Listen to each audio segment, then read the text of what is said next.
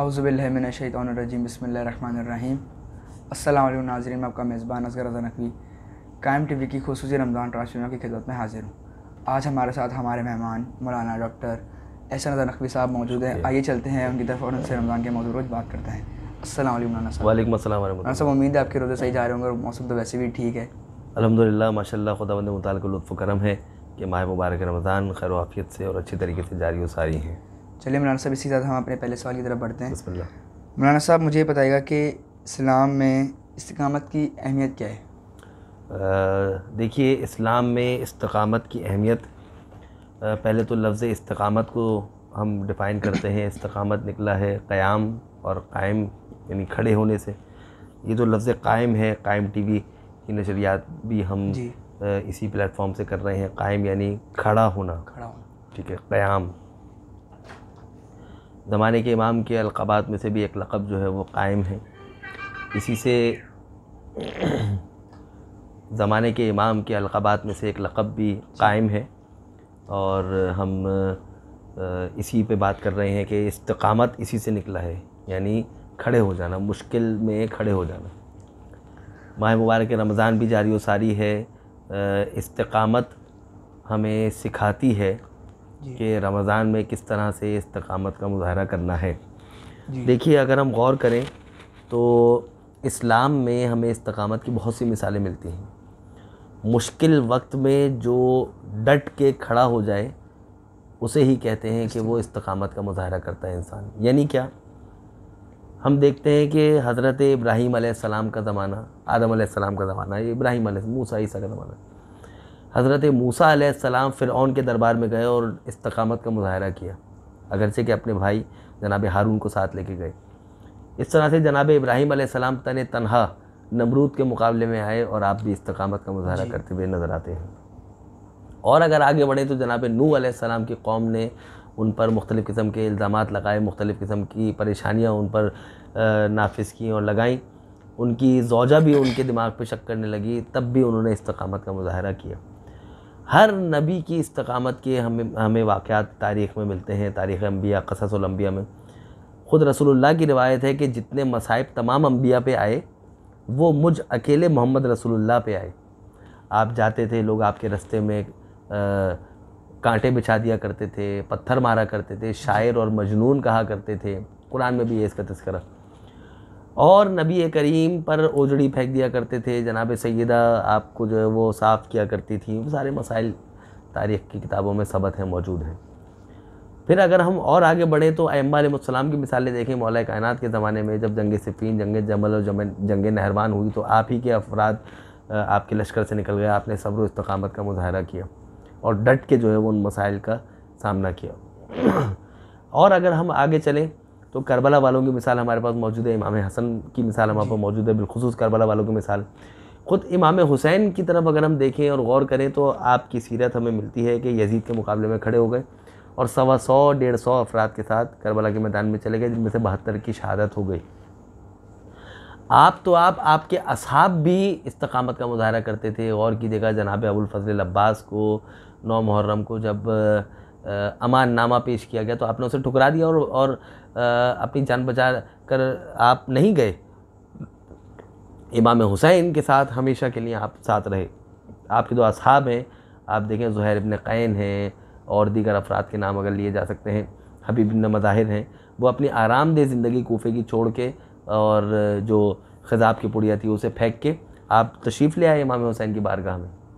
हुर को देखिए, एक दिन के अंदर पलट के आके इस्तिकामत का मुज़ाहरा किया, ठीक है। तो दीन की वजह से दीन आपको इस्तिकामत सिखाता है। जनाबे बिलाल हबशी, मौज़िन रसूल के जिन्हें हम कहते हैं, उनकी मिसाल देखिए कि उनको गर्म ज़मीन पे लिटाया जाता था और उनके सीने पे पत्थर रखा जाता था और कहा जाता था कि आप मोहम्मद रसूलुल्लाह को ना माने, आप अल्लाह को ना माने, लेकिन वो क्या कहते थे, अहद अहद अहद, अल्लाह एक है, अल्लाह एक है, अल्लाह एक है। सुभान अल्लाह। तो दीन ने हमें इस्तिकामत सिखाई है। आइए एक रिवायत पेश कर देते हैं। रसूलुल्लाह के एक सहाबी हैं अब्दुल्ला बिन हज़ाफ़ा।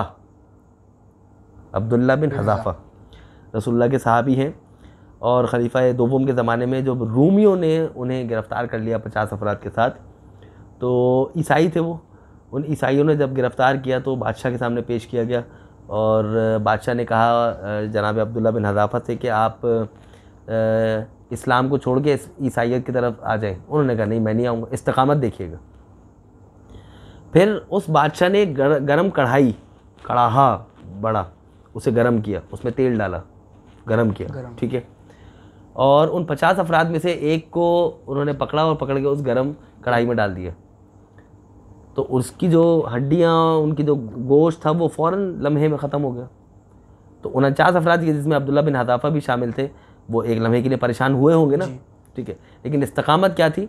कहा कि उस बादशाह ने कहा अब्दुल्ला से कि अगर तुमने दीन इस्लाम को ना छोड़ा तो तुम्हारा भी हाल यही होगा। उन्होंने कहा नहीं, आपको जो करना है कर ले, हम दीन इस्लाम से नहीं हटेंगे। इस्तिक़ामत का मुज़ाहरा, ठीक है। किस तरह से किया इस्तिक़ामत का मुज़ाहरा? तो बादशाह ने कहा अच्छा चलो ठीक है, अब गौर कीजिएगा इस जुमले पर। कहा कि मेरे करीब आओ और मेरे माथे पर बोसा दे दो, मैं इन 50 अफराद जो 49 अफराद जो बाकी हैं ना उनको छोड़ दूँगा। अब जनाब अब्दुल्ला बिन हज़ाफ़ा ने क्या कहा, गौर कीजिएगा।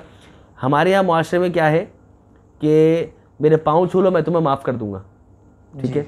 हाँ, उस ज़माने में अरबों में क्या था कि तुम मेरे माथे पर बोसा दे दो, मैं तुम्हारे 50 अफराद को छोड़ दूँगा। अब्दुल्ला ने कहा कि मेरे एक बोसा देने की वजह से 50 अफराद की जान बच रही है, तो मैं बोसा दे देता हूँ, ठीक है। अब्दुल्ला आगे बढ़े और हाकिम के जो है वो माथे पर बोसा दे दिए। उन 49 अफराद को छोड़ दिया, 50 अफराद को हाकिम ने। कुछ अरसे के बाद अब्दुल्ला को भी छोड़ दिया कि भाई आपसे ज़्यादा इस्तिक़ामत तो हमने देखी ही नहीं तारीख़ में। यानी गरम कढ़ाई, सलामत रहे, गरम कढ़ाई सामने है और उसके बावजूद भी जो है वो अपने दीन से नहीं हट रहे हैं, ठीक है। फिर जब ये वापस पहुँचे मदीने, तो मदीने पहुँचने के बाद जनाब अब्दुल्ला बिन हज़ाफ़ा कभी कभी उन 50 अफराद से कहा करते थे क्या कि देखो मेरे एक बोसे की वजह से तुम्हारी जान बची है अगर मैं बोसा नहीं देता तो फिर तुम्हारी जान नहीं बचती। तो ये इस्तिक़ामत है। आज के ज़माने में ये क्यों मैं पेश कर रहा हूँ सारी की सारी मिसालें, हमारे जो नौजवान नस्ल है जो प्रोग्राम देख रही है, जिनके लिए हम प्रोग्राम रिकॉर्ड कर रहे हैं, ठीक है, लाइव चला रही है प्रोग्राम, क्यों कि हमारी जो नौजवान नस्ल है वो फ़ौरन ही डिसहार्ट हो जाती है, हार्ट ब्रोकन हो जाती है। छोटी सी कोई तकलीफ़ आई, मुश्किल आई, परेशानी आई, अजियत आई, फ़ौरन जो है वो सब चीज़ें छोड़ छाड़ के बैठ जाते हैं, नशे की लत में लग जाते हैं, ठीक है, कि भैया हम कुछ नहीं कर सकते, इम्तिहान में फ़ेल हो गए, अब हम आगे बढ़ ही नहीं सकते। का नहीं, ऐसा नहीं है। इस्तिक़ामत का अगर इंसान मुज़ाहिरा करेगा तो खुदावंद मुताल इंसान का हाथ पकड़ेगा और फिर इंसान को कभी भी गिरने नहीं देगा। बहुत बहुत शुक्रिया मौलाना साहब। देखिए मौलाना साहब ने बहुत अच्छा सवाल का जवाब दिया। इसी सवाल के साथ हमारे क्या कहते हैं ब्रेक का वक्त हो जाता है। देखते रहिए कायम टीवी। हो रही है, वेलकम बैक। सबर की तलकीन है इसमें जी।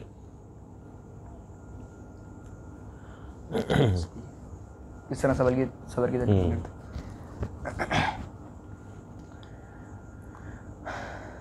वेलकम बैक नाज़रीन, ब्रेक से वापस आ चुके हैं। आइए चलते हैं मौलाना साहब की तरफ और उनसे दूसरा सवाल पूछते हैं।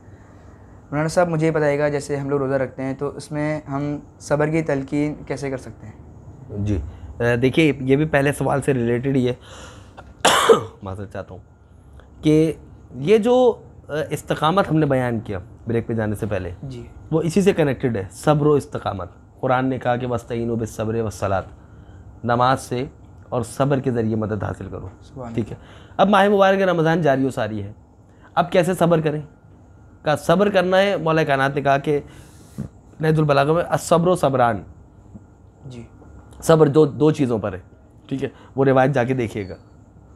जो चीज़ आपको मिल जाए उस पर सब्र, जो चीज़ ना मिले उस पर भी सब्र, ठीक है। अगर इंसान को नेमत मिल जाती है तो ऐसा नहीं है कि इंसान आपे से बाहर हो जाए और खुशी के मारे उसको हार्ट अटैक आ जाए, नहीं, बल्कि उस पर भी सब्र करना है, ठीक है। मुश्किलात पे तो सब्र है ही। माह मुबारक रमज़ान में सब्र की क्यों तलक़ीन की जाती है कि इंसान भूख से होता है, ठीक है, और उसका मैदा खाली होता है, तो उसके दिमाग के रिवायत का जुमला है कि अलमेदतो, मैदा हर बीमारी की जड़ है। मैदा सही है तो फिर आपका जिस्म का सिस्टम जो है ना, दिमाग का सिस्टम सही चलता रहेगा। अब अगर आपके मैदे में कुछ नहीं है तो फिर ज़ाहिर दिमाग असर करेगा ना, गुस्सा आएगा जी। मज़ा कब है कि जब गुस्सा आए और उस पर कंट्रोल किया जाए, ठीक है। अब देखिएगा नाज़रीन को एक जुमला पेश कर दूं, पेन किलर जो दवा होती है, इंसान वो पेन किलर दवा लगा लेता है, इंजेक्शन के ज़रिए मेडिसिन खा लेता है तो फ़ौरन दर्द ख़त्म हो जाता है, ठीक है। ऐसा भी हो सकता है कि इंसान सहरी करे और पेन किलर इंजेक्शन लगवा ले, उसको मगरिब तक रोज़ा लगे ही नहीं, यानी ऐसा इंजेक्शन लगवा ले कि उसको भूख ही ना लगे, ठीक है, तो फिर तो ऐसे रोज़ा का फ़ायदा ही नहीं है ना। फायदा ही नहीं जी। हाँ, तो मज़ा तो तब है कि जब भूख लगे लेकिन हम बर्दाश्त करें। लेकिन आप बर्दाश्त करें।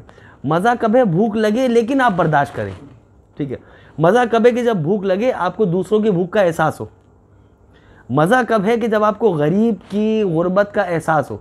रोज़ा इसीलिए रखा गया है कि आप जो मुरगन ग़िज़ाएँ सारे साल खाते रहते हैं और गरीब जो नहीं खाता है, आपको भी एहसास हो कि आपको जो है वो वक्त बे वक्त जब भूख लगती है आप खा लेते, तो आप फजर से लेकर मगरिब तक अपने आप को खाने पीने की चीज़ों से रोक के रखें, ताकि आपके अंदर सब्र पैदा हो, गुस्से को कंट्रोल करना आपके अंदर ईजाद हो जाए।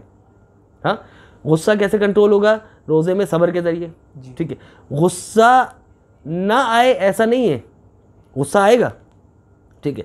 मज़ा कब है? कि गुस्से पर कंट्रोल किया जाए और अपने दामन को गुस्से से बचाया जाए, ठीक है। हम देखते हैं कि जब रोज़ा खुलने का टाइम हो रहा होता है, इंसान की कैफियत जो है ना मुतगय्यर हो जाती है, ऐसे हाथ हो रहा होता है कि बस जल्दी से घर पहुंच जाए, जल्दी खुल जाए, ठीक है। तो भाई घर पहुंच जाएंगे, क्या कर लेंगे आप? हाँ, सड़क पे भी आपको रोज़ा खुलवाने के लिए अल्हम्दुलिल्लाह जिस शहर में हम मुल्क में हम रहते हैं, सड़क पे अल्हम्दुलिल्लाह हज़ारों लाखों लोगों को रोज़ा खुलवाया जाता है, ठीक है। और रोज़ा खुलवाने की फजीलत में अहादीस भी मौजूद है, बिल्कुल ठीक है। तो आप घर पहुँच जाएंगे, ठीक है। तो आप सब्र व तहम्मुल का मुज़ाहरा करें। हमने सड़कों पे देखा है कि बहुत सारे हादसात होते हैं जल्दी घर पहुंचने की वजह से, ठीक है। तो रोज़ा आपको क्या सिखा रहा है? रोज़ा आपको सब्र सिखा रहा है, रोज़ा आपको इस्तिकामत सिखा रहा है, रोज़ा आपको गुस्से पर कंट्रोल सिखा रहा है, ठीक है। दूसरों का ख्याल करना सिखा रहा है, रोज़ा आपको सिखा रहा है, हमने पिछले किसी प्रोग्राम में बयान किया था कि रोज़ा आपको दूसरों को जगह देना सिखा रहा है जी, ठीक है। लेकिन हम कहते हैं कि पहले हम चले जाएँ, ट्रैफिक सिग्नल तोड़ के बस हम घर पहुँच जाएँ, ठीक है। नहीं, सब्र का मुज़ाहरा कीजिए आप, ठीक है। इस्लाम में रोज़े की अहमियत में से यही है कि रोज़ा आपको सब्र और इस्तिकामत सिखाता है। बहुत बहुत शुक्रिया मौलाना साहब। इसी सवाल के साथ हमारे प्रोग्राम का वक्त ख़त्म हो जाता है। देखते रहिए कायम टीवी।